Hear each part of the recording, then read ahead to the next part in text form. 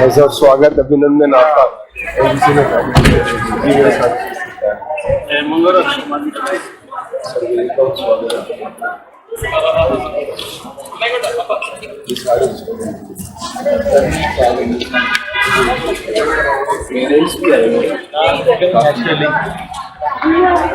नमस्ते।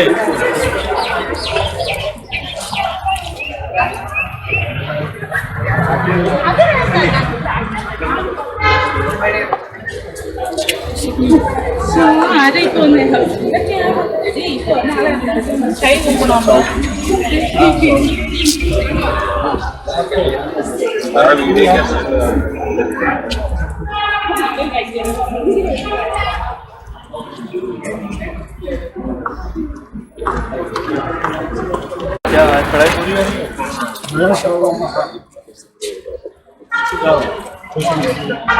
गाँव थोड़ी है, वहाँ का है।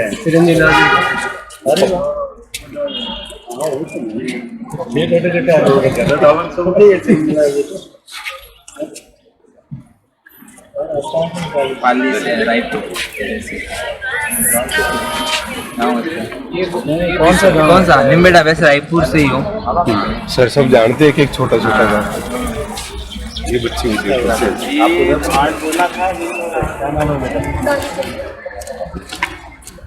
याद ना हो तो कुछ आते हैं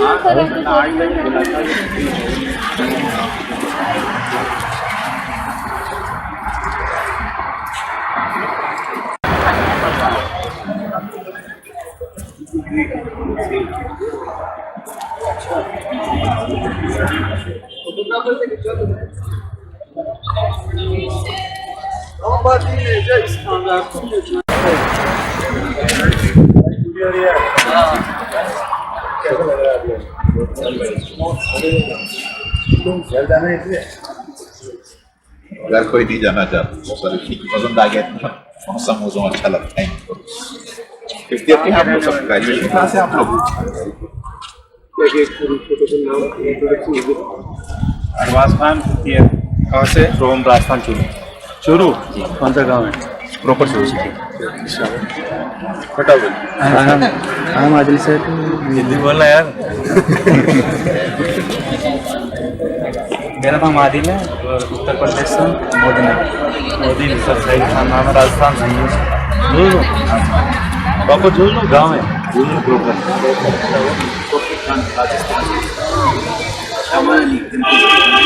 अब्दुल अजीज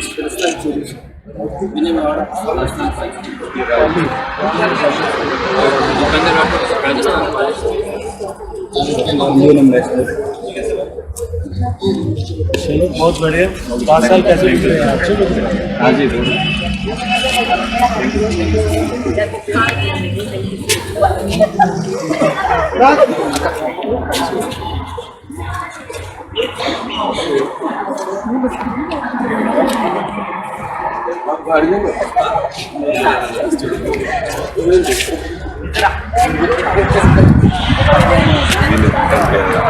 Actually, I'm a doctor. After that, I came here for another degree. Yes, sir. General medicine.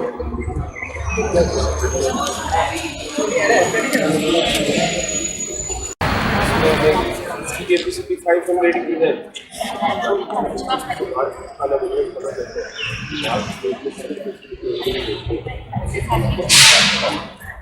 यहाँ से कोई सिस्टम कर रखा, टिफिन ले लो, अगर यहाँ नहीं खाना जाता टिफिन ले लो। तो हम टिफिन सर्विस प्रोवाइड करते हैं। Tiffin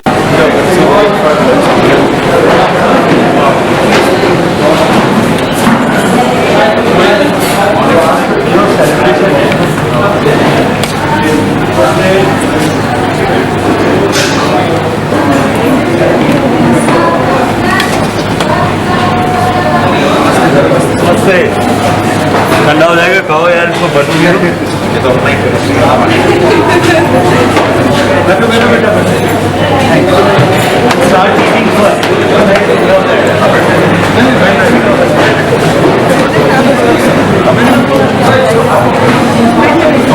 Sir,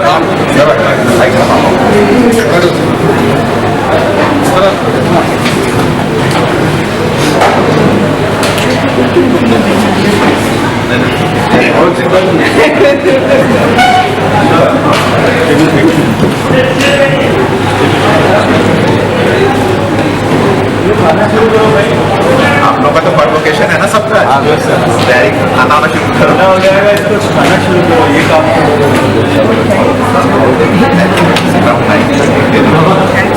please please start.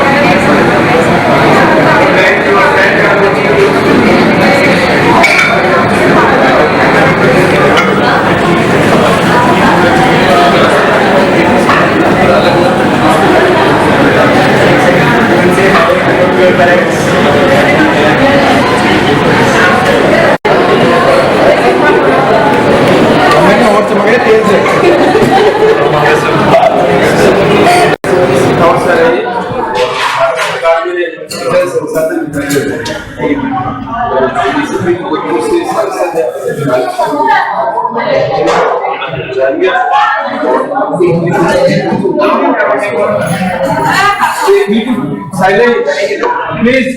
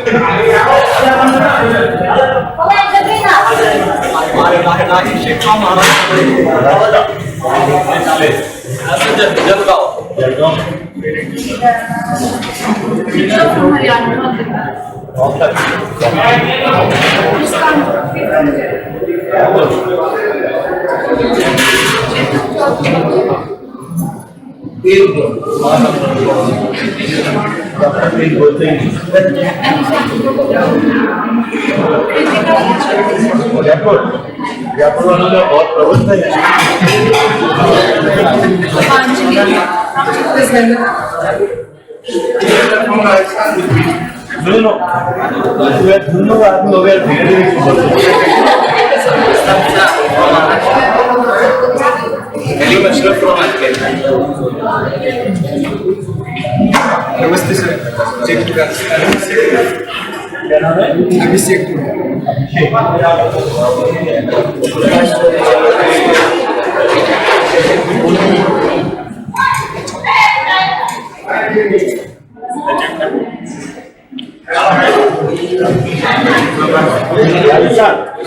शुरू से थोड़ा तेज ऊंची आवाज में बोलो, ऊंची आवाज में। स्टूडेंट लोग कैसे धीरे धीरे क्यों थोड़ा बोलना है, ये दीवार लीजिए। अभिषेक राजवर्मा, आशीष शर्मा,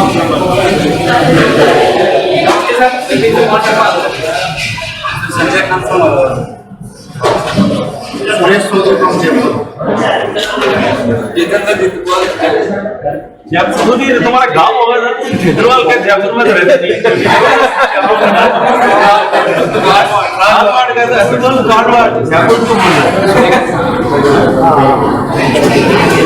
छिंदवाड़ तो जयपुर में तो कोई कदम बढ़ो आगे बसे होती बैठे। हिंगोनिया यूँ बता, हिंगोनिया को सारा हिंदुस्तान जानता है, हिंगोनिया गौशाला को जानता है कि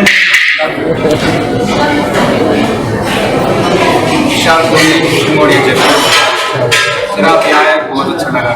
मैं तो आया हुआ था, मुझे कल डॉक्टर साहब ने बताया, मैं बच्चों को मैंने कल डॉक्टर साहब को कहा था कि मुझे हिंदुस्तान के बच्चे रहते, मुझे मिलना है उनसे। फिर पता लगा कि आज आप लोगों का कन्वोकेशन है, तो मेरे लिए और भी अच्छा था कि it's a big day in your life. कोई भी हमारा एक्सपीरियंस क्या रहा ब्रीफ के अंदर सर, यह बताओ ताकि पता चले कि 5 साल में कैसा रहा। सर मैं पर पूछता हूँ तुमको, 5 साल में पहले जब यहाँ आए थे, जब जो एक्सपेक्टेशन लेकर के आए थे, वो एक्सपेक्टेशन अभी 5 साल बाद में आपको कैसा लगता है कि वो पूरी हुई है?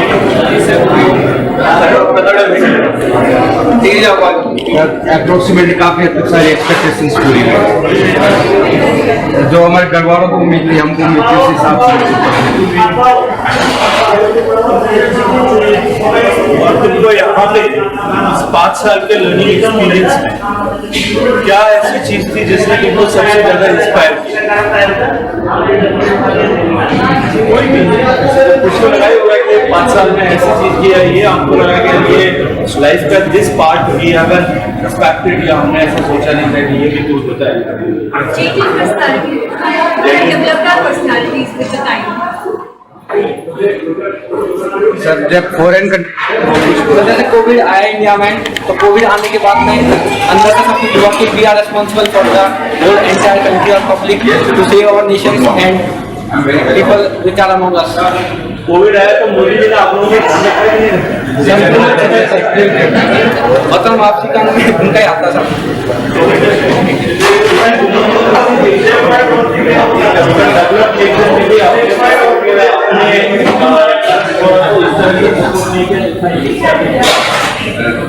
कोविड के समय में वंदे भारत ऑपरेशन चला था, या दुनिया का सबसे बड़ा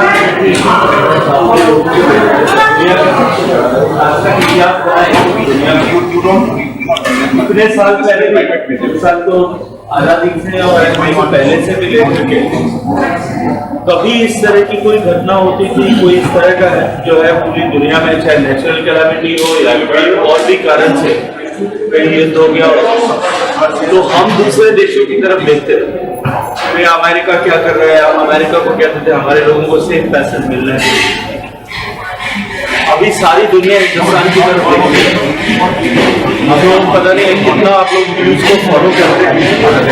अभी जो रशिया यूक्रेन वॉर चल रहा है, India was the only country जिसने यूक्रेन से सारे लोगों को बाहर निकाला, एक भी बाकी नहीं है। और हमारा झंडा पकड़ करके दूसरे देशों के लोग भी बाहर निकले।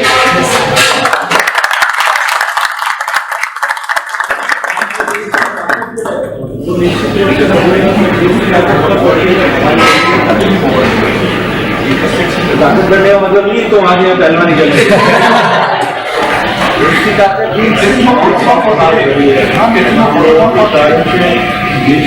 अकेला देश सब लेकर के देश। And you people have got an opportunity कि आप लोगों ने 5 साल दुनिया के दूसरे कोने में रहकर के दूसरी जगह पे रहकर के पढ़ाई की। तो हम जिस क्या एस्पिरेशन को लेकर के, क्या इच्छा को लेकर के यहाँ पढ़ने के लिए आए थे, हम बता सकते हैं क्या मुझसे बोले आप बोलना चाहो? क्या सोच को लेकर भैया पिताजी ने कहा था कि जाए यार ये एडमिशन नहीं चल रहा। मुझे तो हॉस्टल में भेजा था, लोग यही सोच के भेजा था घर में बदमाशी करता है इसको हॉस्टल भेजो।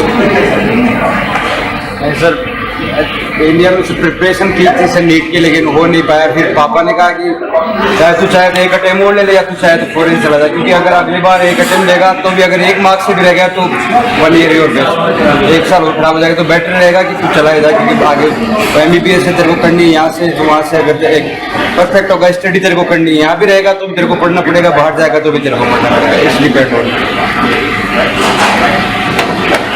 और यहाँ 5 साल रहे, 5 साल रहे, उसमें सबसे खराब चीज क्या लगी?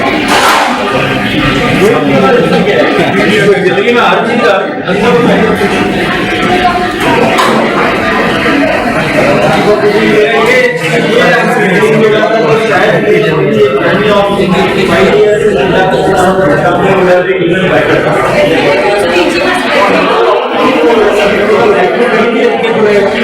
ये प्रश्न तो घर में भी हो सकता है कि यार मैं 5 साल घर में रहा, इस घर में अगर 5 साल में ये एक चीज नहीं मिलेगी तो मेरे लाइफ जो है ये 5 साल और भी अच्छी होगी। हम लोग भूल गए उसको, और भूल भी देना चाहिए। एक सिस्टर सर कुछ इतना बिजी रखते हैं कि घर वालों से माध्यम से रात को 8 बजे बात ही कर पाते हैं। सही है पढ़ाई में नहीं, वैसे आजकल जब हम लोग आप लोग की उम्र को लेकर 24 साल उम्र हो गई है, तो 25-30 साल पहले जब मैं पाकिस्तान स्कूल में पढ़ता था, उससे पहले कभी मोबाइल नहीं था, तो हम लोगों को बहुत आराम था। मैं जब स्कूल में हॉस्टल में गया 4th क्लास में, तब से लेकर कॉलेज पास हुआ था, हम घर पे चिट्ठी लिखते थे, उसका मतलब नहीं होता था पैसे खत्म हो गए। और आजकल तो मेरे बच्चे भी बाहर पढ़ते हैं, मुझे लगता है कि दिन में आप बार उनकी माँ को वीडियो कॉल करती है। अब तो बहुत टीवी लगती नहीं है, तो आप लोग कितनी बार वीडियो कॉल करते हैं?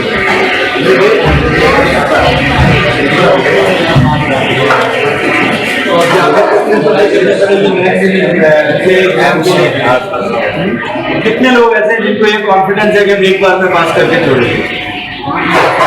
आपको इसमें क्या है, कॉन्फिडेंस होना ही चाहिए अपने आप में कि एक बार में पास करके छोड़ेंगे। देखो ये है ना, अभी आपके पेरेंट्स ने आपको, हम सब लोग, मेरे सहित हम सब लोग भी come from middle class family, हमारे पेरेंट्स ने अपने खर्चों में कहीं ना कहीं अपनी एस्पिरेशंस में कॉम्प्रोमाइज करके हमको यहाँ पढ़ाया। हम सबको, देखो हम में से किसी का भी, तो मैं भी एक सरकारी कर्मचारी का बेटा हूँ, हमारे जो है पेरेंट्स ने अपनी आकांक्षाओं को, इच्छाओं का कहीं न कहीं गला घोट करके हमको पढ़ाया, और हमको जीवन का सबसे बड़ा गिफ्ट उन्होंने दिया कि 5 साल में हम इस काबिल बन जाए कि हम आने वाले समय में देश के, अपने लिए, परिवार के लिए और देश के लिए काम करें।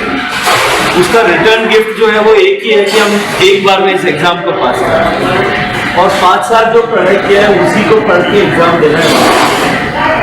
एक बार सबको इस कमिटमेंट के साथ में that I have to repay, और मुझे एक रिटर्न गिफ्ट अपने पेरेंट्स को देना है, तो उसने एक बार में इस एग्जाम में पास करना है। कर सकते हैं कि नहीं कर सकते? कर सकते हैं। बताओ जो लोग करेंगे वो सब एक बार फिर वापस आते हैं।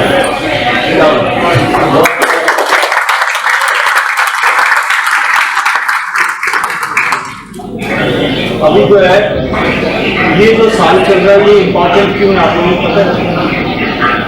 इसलिए दर्शक है कि इस साल की क्या इम्पोर्टेंस है भारत के लिए?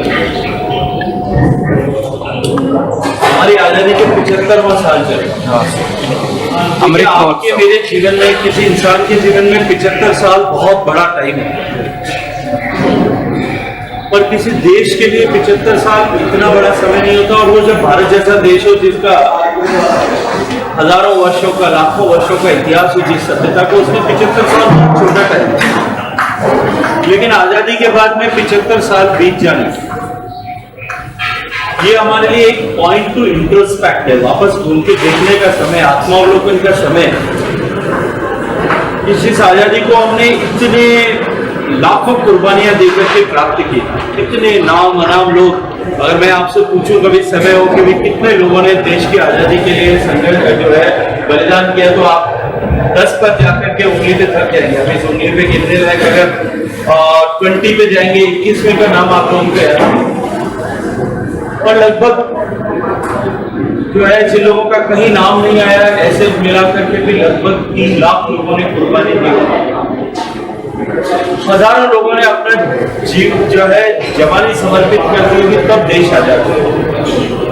क्या हम सोचते हैं कभी कि उन लोगों ने जिस अपेक्षा के साथ में देश की आजादी की लड़ाई में अपने आप को होम दिया था, अपनी आहुति दे दी, उन लोगों ने जो अपेक्षा की थी कि हमारा देश आजाद होने के बाद में क्या होगा और कैसा होगा, क्या हम वैसा हिंदुस्तान बना पाए?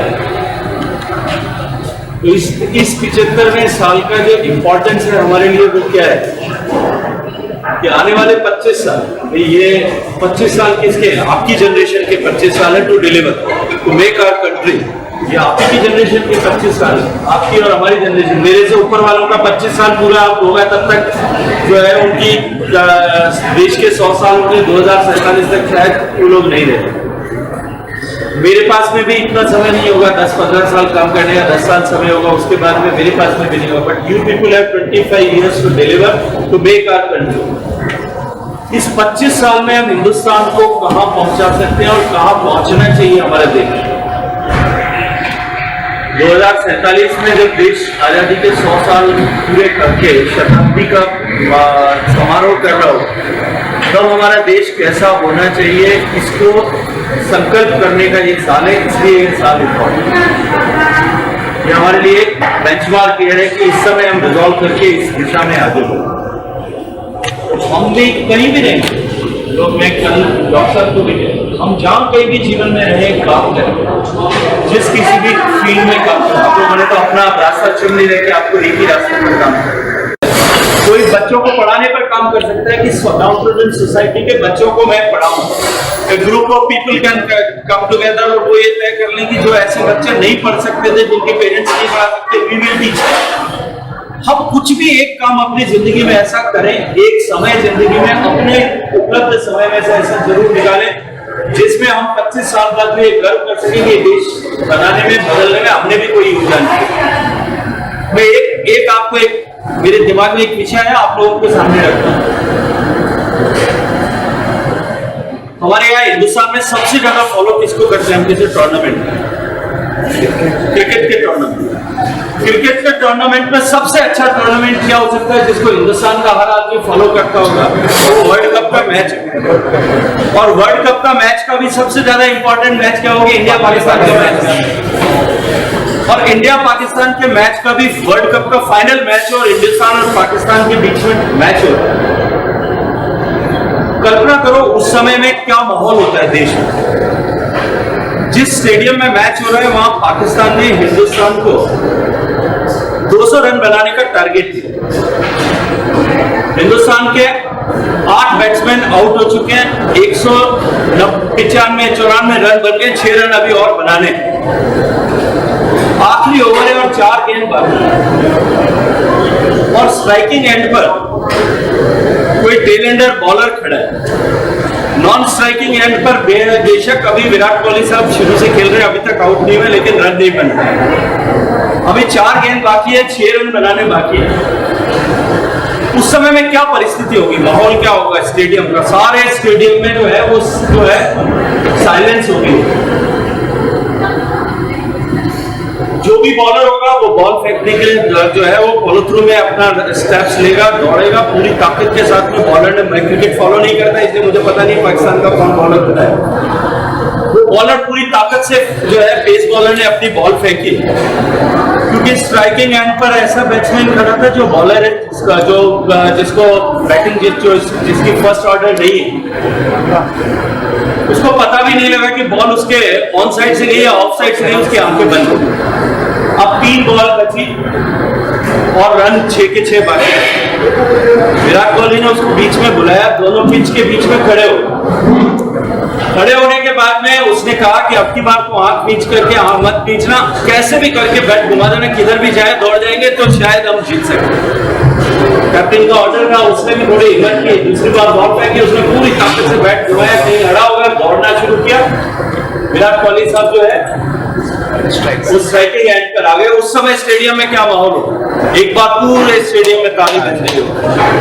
घर पे भी जो लोग मैच देख रहे होंगे वो भी एक बार जोर से खुशी से कूद पड़े होंगे कि यार ये चलो विराट कोहली आ गए, कुछ होप जग गई। अब कितनी बॉल बची? 2 बॉल बची है और 6 रन अभी भी बाकी है, 5 रन बाकी है। अब 5 रन जब बाकी है और बॉल फेंकने के लिए, आखिरी बॉल फेंकने के लिए बॉलर, लास्ट बटन बॉल फेंकने के लिए बॉलर दौड़ा, उसने बॉल फेंकी। विराट कोहली ने भी ट्राई किया लेकिन रूट करने का ट्राई किया, बॉल नहीं लग पाई। अब आखिरी गेंद है और 5 रन हिंदुस्तान के जीतने के लिए बाकी। उस समय में स्टेडियम में क्या माहौल होगा? एकदम पिन ड्रॉप साइलेंस होगा, सब लोग ऐसे देख रहे होंगे कि कहीं बॉल मिस नहीं होगी। घर पे क्या माहौल होगा? जो लोग बैठे होंगे वो कोई हनुमान चालीसा पढ़ रहा होगा, और किसी को याद कर रहा होगा, कोई अपने भगवान को याद कर रहा होगा, यार मैं प्रसाद चढ़ाऊंगा, कुछ करना। अगर माता जी या भाभी जी पकौड़ा बना करके लाई होंगी ना, वो पकौड़ा हाथ में होगा तो भी खा नहीं रहा होगा कि मुंह में गया, कहीं आंख बंद हो गई तो बॉल मिस हो जाए। हर आदमी ऐसे करके बैठा हो। स्टेडियम में भी सब लोग बैठे होंगे। विराट कोहली का भी अगर मैं कहूँ तो उसकी आजकल अच्छा कैमराज हो गए हैं तो उसकी धक जो है वो भी शायद जो पीछे विकेट के पीछे कैमरा लगा है उससे सुन रही होगी, और जो स्टेडियम में लोग बैठे होंगे उनको एक दूसरे की धड़कन सुनाई दे रही है। ऐसा ही माहौल होगा। अब बॉलर ने बॉल फेंकी, विराट कोहली ने उसको हुक दिया और बॉल स्टेडियम के बाहर चलेगी, 6 रन पूरे बन गए, हिंदुस्तान जीत गया। तब माहौल क्या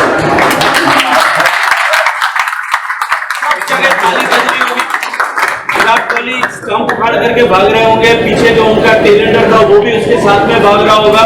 साहब पूरा हिंदुस्तान का झंडा लेकर के टीम के सारे प्लेयर्स स्टेडियम में घूम रहे होंगे। लोग जो है खूब जोर से चीयर अप कर रहे होंगे, पूरे देश में पटाखे चल रहे होंगे। पकौड़े वाले ने दो एक साथ मुंह में डाल दिए होंगे और सब लोग डांस कर रहे हैं, यही होगा। अब मैं आपसे एक चीज पूछता हूँ, जब हिंदुस्तान जीत गया तब सबसे ज्यादा खुश होने का अधिकार किसको? आप सब लोग कहेंगे विराट कोहली। जैसे ही विराट कोहली ये कहेगा तो टेलेंटर कहेगा मैंने अगर एक रन नहीं दिया तो वो कहेगा तो दूसरा कहेगा कि साहब मैंने भी उसमें 50 रन बनाए थे इसलिए बन पाए।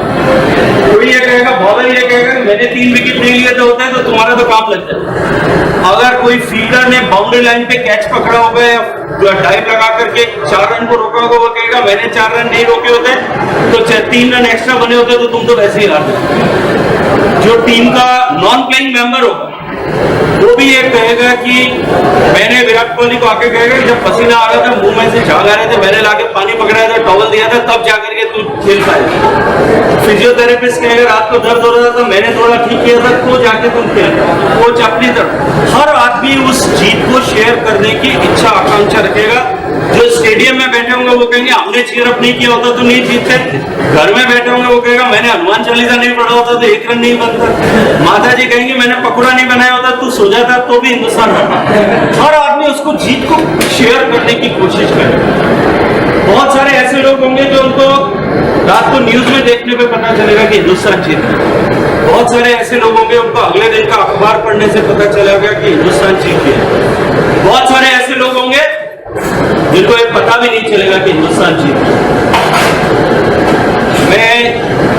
आज हम उसी वर्ल्ड कप के फाइनल के मैच के कगार पे खड़े हैं और मैं जैसे दीवार पे लिखा हुआ है सामने ISM जो है एजुटेक वैसे पढ़ सकता हूं कि हिंदुस्तान 25 साल में बदल जाएगा। हमारा देश दुनिया का सबसे समृद्ध शक्तिशाली संपन्न देश होगा। हम अब उस रास्ते पर चल पड़े और सबसे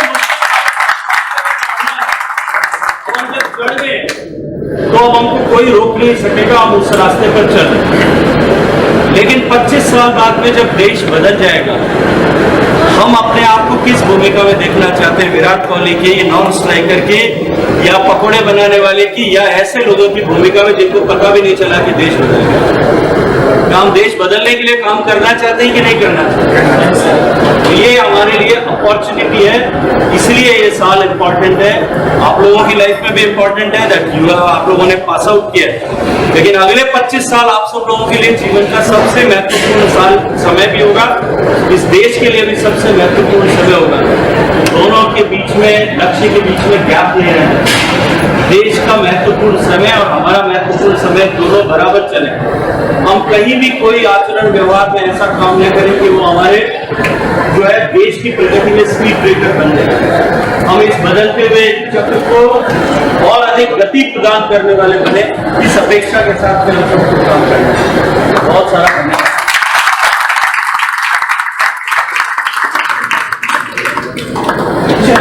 और बोलना